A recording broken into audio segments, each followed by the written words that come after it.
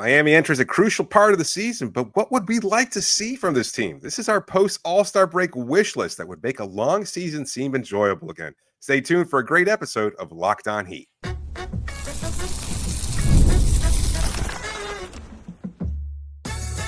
You are Locked On Heat, your daily Miami Heat podcast, part of the Locked On Podcast Network, your team every day.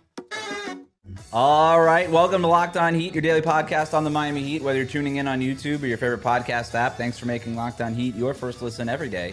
I'm Wes Goldberg here with David Ramil. Both of us are credentialed Heat media members who cover this team every day. Before we jump in, I want to announce the next Locked On Heat watch party. It's February 28th at the Taurus in Coconut Grove for the Heat's game against the Indiana Pacers. Tip-off is at 8 p.m. Come watch the game with us, hang out, take advantage of an extended happy hour, a signature cocktail, great food, and so much more. We're looking forward to seeing you there. This is part 2 of our two-parter this week. In part 1, we covered our biggest questions facing the Heat when they return from the All-Star break. Now, I want to shift gears a little bit and get into our post-All-Star wish list. So these are just things that we want to see happen over the next 29 games, maybe in the playoffs, maybe a little bit longer.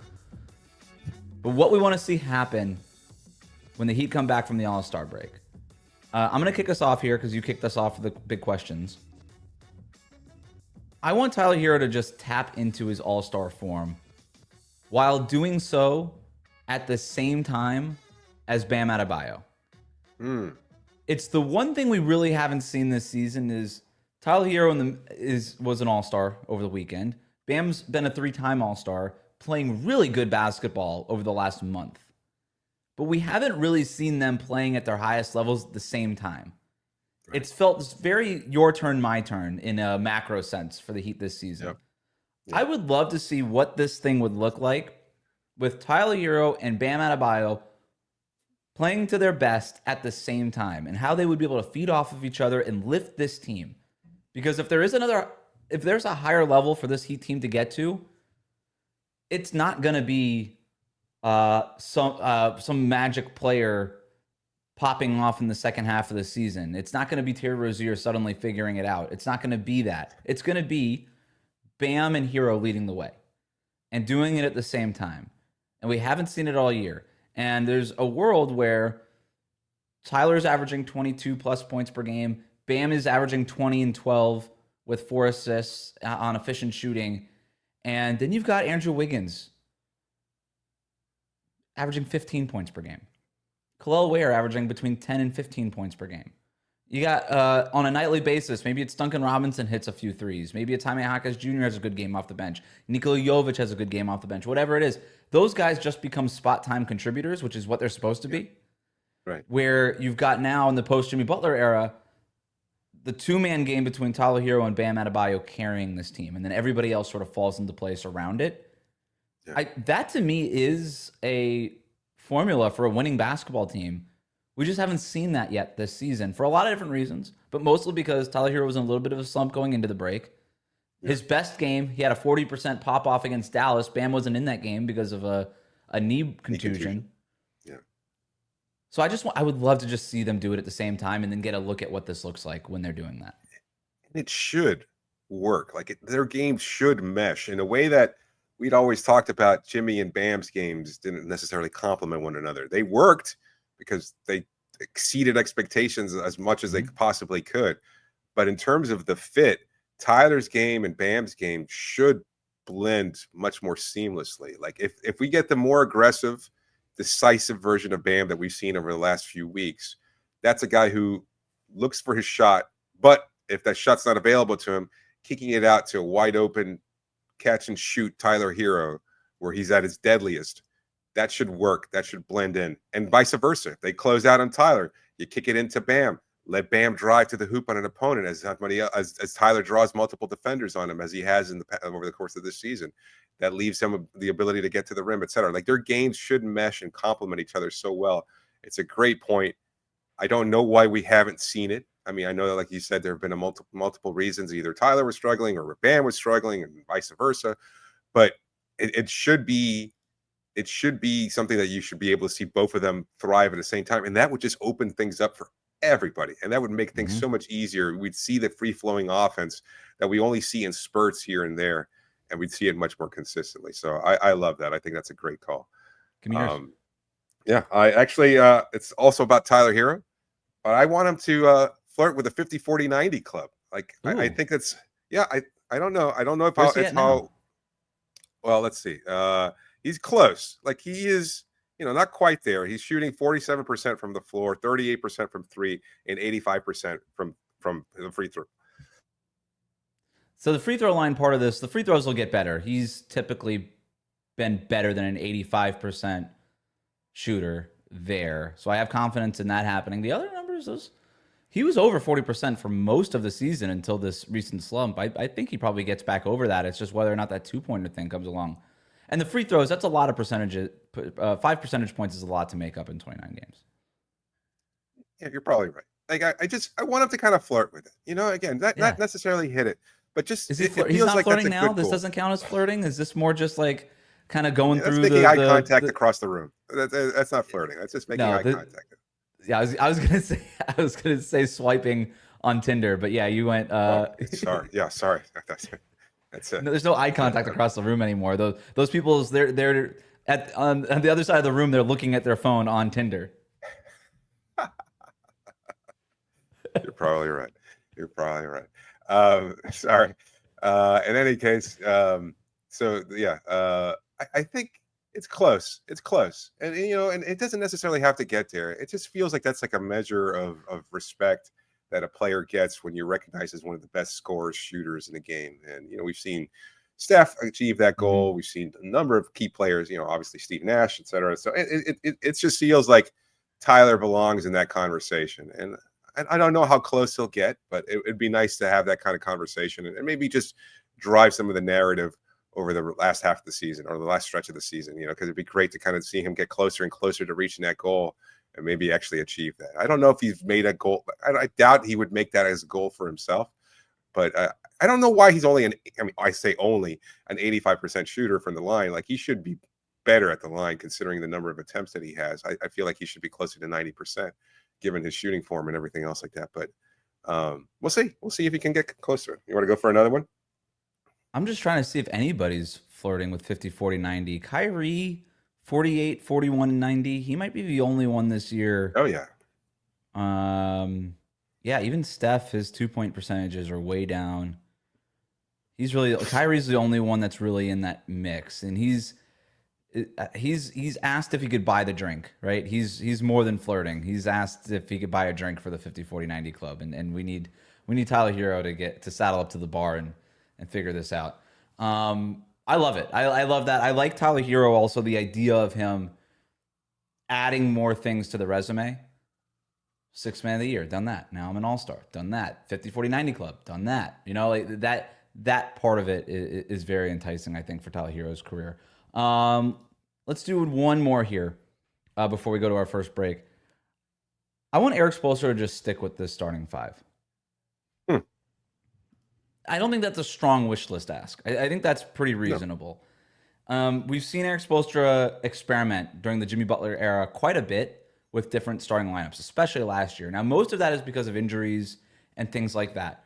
But the Heat, over the last calendar year, quietly become a lot less of an injury-prone team. Guys who are hurt all the time, whether it was Jimmy Butler, Caleb Martin, Kevin Love even, these guys are not part of the rotation or they're not on the team anymore. This team is a lot more durable. Tyler Herro being a more durable player, knock on wood here, has been a big part of that too. So I wonder if there's less of a need to experiment with lineups because of injuries. And maybe that's afforded Spo the opportunity, the rare opportunity, it seems, to actually just stick with a starting 5 and let them gel. And there's going to be games where Davion Mitchell is a floor spacing killer. It's going to happen. I beg, don't ditch the effort. Keep it going. Commit to whatever this is and commit to these guys gelling and logging a ton of minutes together, because whatever the Heat are doing right now, it's more for next year. It's more for next. It's more about figuring out this team, and then it's more for next year and how do you build on whatever you figured out. And I think really the best way to do that is just to stick with the starting 5, let them log their minutes, go through all the trials and tribulations, and then come out the other side better or worse, but with more knowledge of what it is. It's a great idea. I feel like Duncan being relegated to the bench and Haywood falling out of the rotation, probably not in Miami's best interest. But I mean, with the acquisition of 3 new players, 2 of whom are in the starting lineup, some sacrifices will have to be made. You just hope that Duncan and Haywood can find a way to flourish off the bench.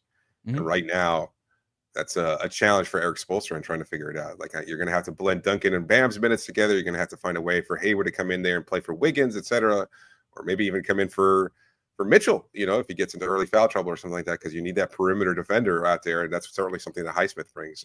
While he's not the ball handler clearly that Mitchell is, but it's a good. I like the starting lineup. It feels like it's balanced. I feel like it's also predicated on Andrew Wiggins having a great level of production. Like, he has to be much more productive in order to complement Bam and Tyler. And that kind of ties into what we said before. Like, if you get Bam and Tyler producing at a high level, and if you can get Khalil and Wiggs to kind of play alongside and embrace their role as 15-ish point per game scorers, that's the best version of this team.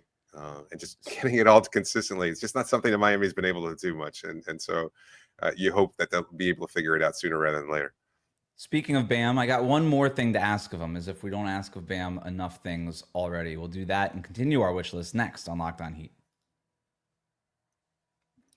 Today's episode is brought to you by Open Phone. Running a small business means you're wearing a lot of hats. Your personal phone becomes your business phone. And before you know it, you're juggling customer calls all day and night. As your team grows, it becomes impossible to manage everything with just your personal number. And that's where Open Phone comes in. It's the #1 business phone system designed to help you keep your work and personal life separate. For just $15 a month, the cost of a few coffees, you get complete transparency and visibility into everything happening with your business phone number. Open Phone works through an app on your phone or computer and integrates with tools like HubSpot and hundreds of others. It also uses AI-powered call transcripts and summaries, so you'll have a rundown of your calls and action items the second you hang up. And if you miss a call, no problem. Automated messages are sent directly to your customer, ensuring you never miss an opportunity to engage. Right now, Open Phone is offering 20% off your first 6 months when you go to openphone.com/LockedOnBA. That's openphone.com/LockedOnBA for 20% off for 6 months. Openphone.com/LockedOnBA. And if you have existing numbers with another service, Open Phone will port them over at no extra charge. We'll be right back. Thanks for making Locked On Heat your first listen every day. A reminder that your favorite NBA team is a free daily newsletter. Introducing the Locked On Heat newsletter. One stop for ultimate Heat and league coverage with local analysis and amazing writing from Katie Heindel, Mike Shear, and Locked On fantasy basketball tips from Josh Lloyd. Sign up for free now at LockedOnDaily.com. David, I just went. You're up. Kind of tying into that starting lineup, I want to see the two-way defensive impact of Wiggins and Davion Mitchell, because we see moments there, and a lot of it's Mitchell's energy, but you can see Wiggins' switchability, because he can pretty much pick up 1 through 4. 5 a little bit more problematic, but he can pick up centers on occasion. But you see that switchability, and he's just another guy who can bring the help defense, force turnovers, ignite fast breaks. We saw it when Miami's playing their best early in the game, as they did in Oklahoma City or against the Boston Celtics in that first quarter, where they looked really great. And then, unfortunately, things tapered off. But like, when you see those moments, you get, wow, this is Heat basketball. Defense leading to turnovers. The ball is moving. Everybody's having fun. It's just so exciting. And I just want to see that two-way impact continue to grow and grow and grow, because I think it's such a benefit for this Heat team, and certainly the way that Erik Spolstra wants this team to play. But you've got 3 elite defenders in the starting lineup now, and Tyler's improved as a defender. And Khalil Ware is certainly a great help defender and a great shot blocker. And I think you have all these different combinations now. It should make for an elite top 10 defense, and it should never be a question. They should be able to hold teams regularly under 100 points. Maybe that's asking for a lot, but I think it's certainly a possibility. And that being the case, I just want to see it manifest in a very real way over the next stretch of the season. Yeah, that was one of my wish list items. Be a top 5 defense for the rest of the season. Top 5. That's the identity. That's what this team looks like. I already said it with the starting 5. That's part of the reason why I want them to stick with the starting 5, is it opens that avenue. Figure out what you are. This team is nothing right now. This team is 3 games under 500. That's what they are right now. They're not an elite offensive team. They're not an elite defensive team. Since the beginning of the year, they're 15th in defensive rating, 28th or 26th in offensive rating. They're not good at anything. And I don't think that there's an avenue for this team to be an elite offensive team. Yeah. There is an avenue. To your point, you have 3 good to elite defenders. Maybe even 4 good to elite defenders if we're including Good and Khalil Ware together. Yeah. In that starting group, and you still have a guy like Haywood Highsmith available off the bench. And it's coached by Erik Spolstra, who, for my money, is still the best defensive coach in the NBA. This team could finally be, after years of being kind of a fake top 10 defense, a legitimately stout top 5 defense that gets stops on a consistent basis. So that's my wish list item as being a top 5, or is one of them that I had kind of jotted down for a little bit later. But I'll go to another one here. I want to see, going back to the offensive side of the ball, I want to see Bam use as a facilitator more. There was a game a couple weeks back where I said it was the best game. It was one of the best regular season games I've ever seen Bam play. And a big part of that was the scoring and the defense. The other part of it was he was just used as the hub on offense in a way that just feels so natural for Bam, where I don't know that it always feels natural for him out of the post. He's not a natural post-up player. But when he's got the ball out on the perimeter and they're running dribble handoffs and stuff like that, that's where Bam is really special as a playmaker. And in that game, they had Bam on the right wing. It was sort of an extended horn set where they had Bam on the right wing and Khalil on the left. And they kept running either Tyler Herro or Duncan Robinson around Khalil's screen, and Bam just sort of finding them. And if they weren't open, handling it himself and going to work, or finding the guy in the short corner. And I love the idea of him just sort of scanning the lay of the land there. And it means that Tyler Herro doesn't have to be the on-ball guy. Davion Mitchell doesn't necessarily have to always be the on-ball guy. And Bam can. It gets Bam more involved in the offense, and then it unlocks that 2-man game that we were talking about earlier between Tyler Herro and Bam Adebayo. So I want to see him do more of that. And this is the curious thing to me about Erik Spolstra is we have seen over the years, he'll find something that works and then put it in his back pocket and save it for the playoffs.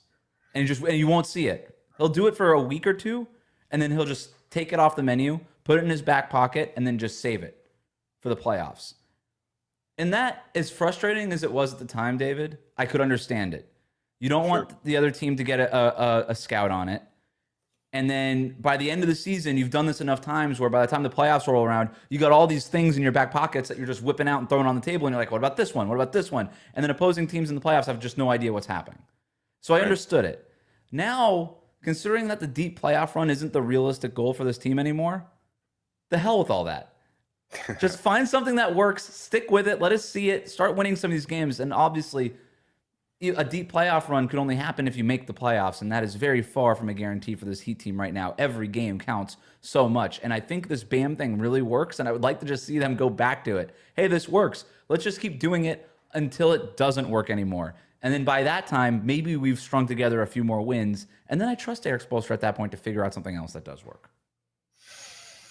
I love it, which is kind of ironic because one of my wish list items is that Bam should be a 22-point per game scorer for the rest of the season. Like that's what I want. I think he can do both.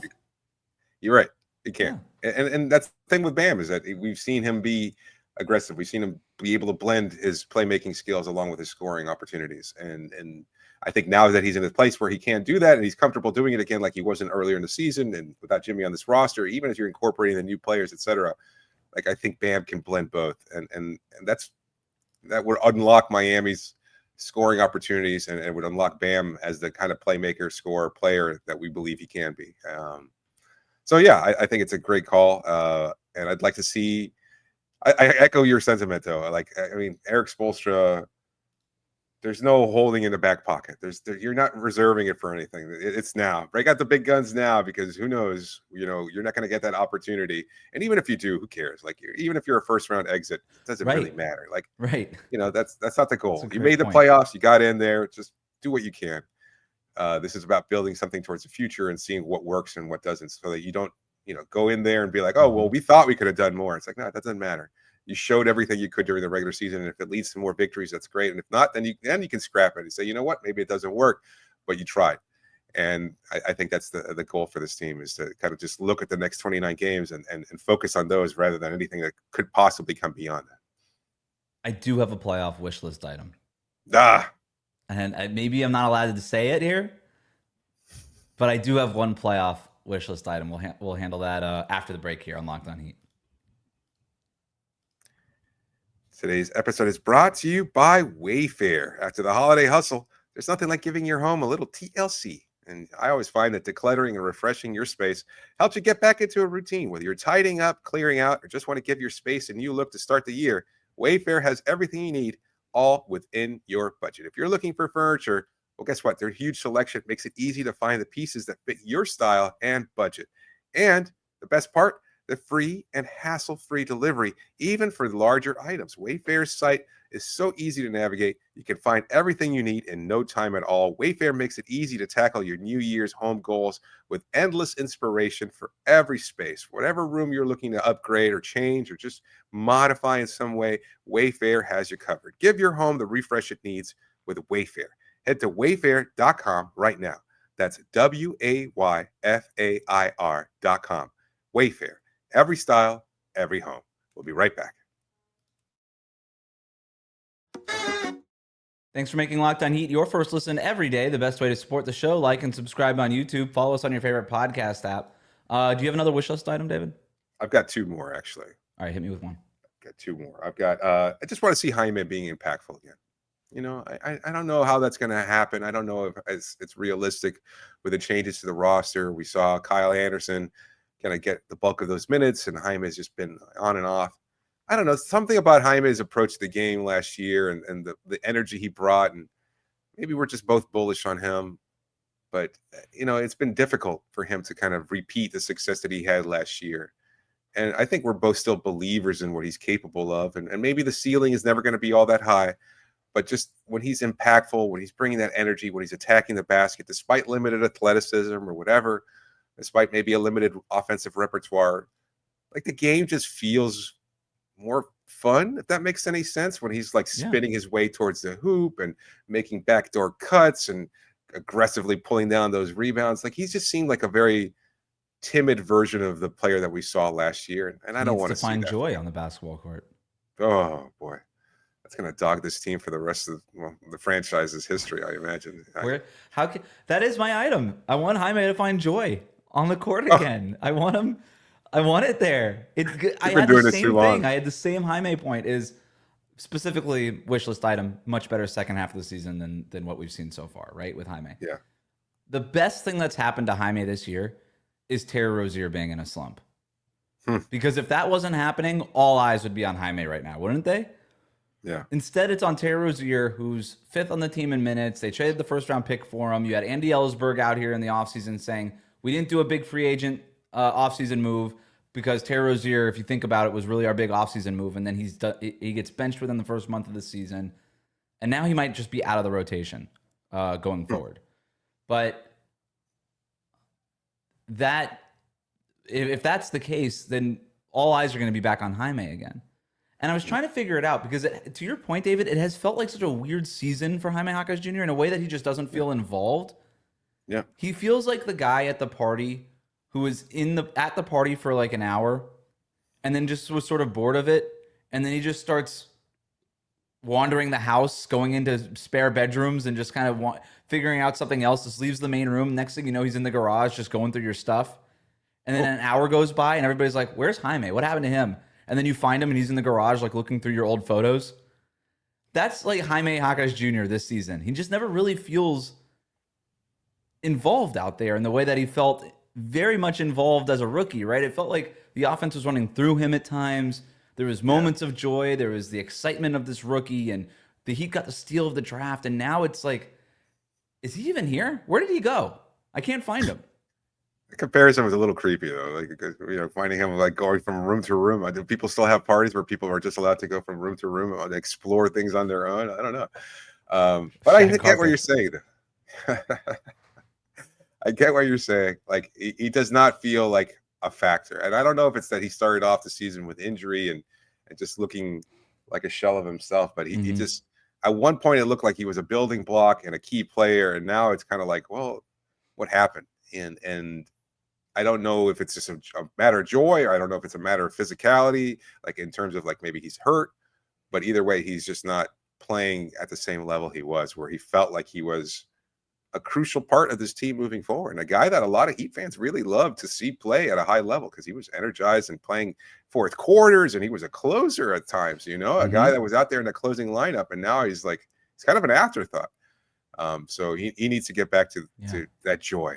Yeah, my lead for the Ringer story I wrote on it about him was literally about how in the fourth quarter of a big game against the Pistons, they ran a post up for Jaime to get Duncan Robinson the ball for a 3-pointer that they needed. Right. That doesn't feel like that would ever happen right now. In a big crunch time moment, they would never run a play for Jaime at this point because he just hasn't been that kind of guy, and he might not even be out there. To your point, exactly. And he dealt with the groin injury to start the year, and then there was the Montezuma's revenge after Mexico that affected him, and then this latest stomach flu that really has affected him also. So it feels like it's been one thing after another with Jaime, but even in those moments in between, he's just been such a non-factor for this team so far. You have one more? I do. This is kind of a big wish list item, but I want this team to give all Heat fans and us something to believe in. We've talked about this before, perhaps the best Miami Heat season of all time, and maybe younger viewers or listeners don't really feel this way, and it didn't result in a championship. And as good as the bubble was, especially for me covering it, like the 2003-04 season, that magical run to go close the end of that season with Dwayne emerging as a star, etc. Like a lot of people point to that as the best Heat season of all time. It wasn't the big three. It wasn't Jimmy Butler carrying the team to the finals because the 82 games sucked, and then they managed to go into this magical run afterwards. The bubble was the bubble, and there was a long drought in between, and there was a lot of issues taking place. A whole lot of misery happening around that time. Yeah. Yes. And then the big three era was kind of like, well, it felt like you should have gone to the finals, and there was all the criticism and everything else. It's like, and after losing to Dallas that first year, it's like, are they going to choke again, etc. So, it's 2003 was one of little expectation. Pat Riley had retired. Stan Van Gundy takes over. Nobody knows what this kid Dwayne is capable of. Is he a point guard? Is he a two guard? He's kind of small.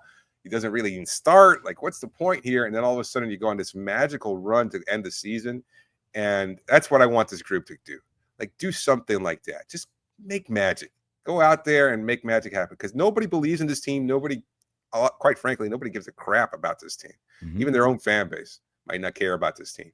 But you have a chance to do something special and show them meaningful basketball, and do it at home too. Like, I'm tired of going to the Kaseya Center and seeing fans walk out of there after a 20-point blowout to a team that you should have beat pretty easily. Like, that should never be the case anymore. Like, you're losing way too many games at home. Maybe you're not the road warriors of yesteryear, but you don't have to be doormats at your own center, at your own arena either. So you have to figure it out. Find a way to inspire these fans and give them something to cheer for now that Jimmy Butler's no longer on the roster. And that's it. That's all I want. It's a big ask, but I think it's it's all you want. Create magic, miracles. That's all I want. Yep. I couldn't agree with you more, David. And it's one of the reasons that I get excited about whatever this next era is, or the idea of it is a team that takes the regular season seriously. When you say do something special, I know you're not talking about making another run to the 2023 finals, right? I know that's not what you're talking about. It's giving Heat fans something to believe in, and specifically hope that there's something to build on. And that's what was so amazing about that Dwayne Wade year, is it opened up everybody's imagination into what could be. Oh my God, we have this guy, we have this kid Dwayne Wade who could lead us to places we've never been before as a franchise. And in 2 years, he did exactly that. The year after that magical season, as soon as that magical season ended, they traded for Shaquille O'Neal. Yep. And they only were able to trade for him because of the magic of that season. And that's the part that I know that you're hitting on here, is give Heat fans something to believe in. And what I would love to believe in and see happen more than anything else is a team that takes these months, the dog days of the regular season, seriously, and backs up the stuff that they painted on the court earlier or last year. Hardest working, meanest, grittiest, most prepared, all that stuff. I want that to apply in the regular season, not just in the playoffs. And I think that waned over the last couple of years. And I'd like to see them get back to it. And whether or not they make the playoffs or not, playing like a team that is a lock to make the playoffs every year, even if they're not a lock to make the Eastern Conference Finals, a lock to be one of the best 4 or 5 teams in their conference every single season, that I think would be very enjoyable for fans to watch, because then they would go to Kaseya Center and see a win more often than not. They would see a team that backs up everything that this organization says it stands for, which frankly they have not stood for the last couple of years while they've been in the play-in tournament. So I'm with you on that. That's a great one to end on. I do have my last one, though. Let's do it. Wishlist item. Maybe even bigger than your Make Magic wishlist item. Oh, boy. I didn't think you got bigger than that. Get the 6 seed. Oh. And face the Knicks in the 3-6 matchup in the first round. Ooh. I want Heat Knicks first round. Let's go. That's what we're rooting for. That's all I want. Yours was better. That'll do it for us today. Thanks for making Locked On Heat your first listen every day. Like, comment, and subscribe on YouTube. Follow us on your favorite podcast app.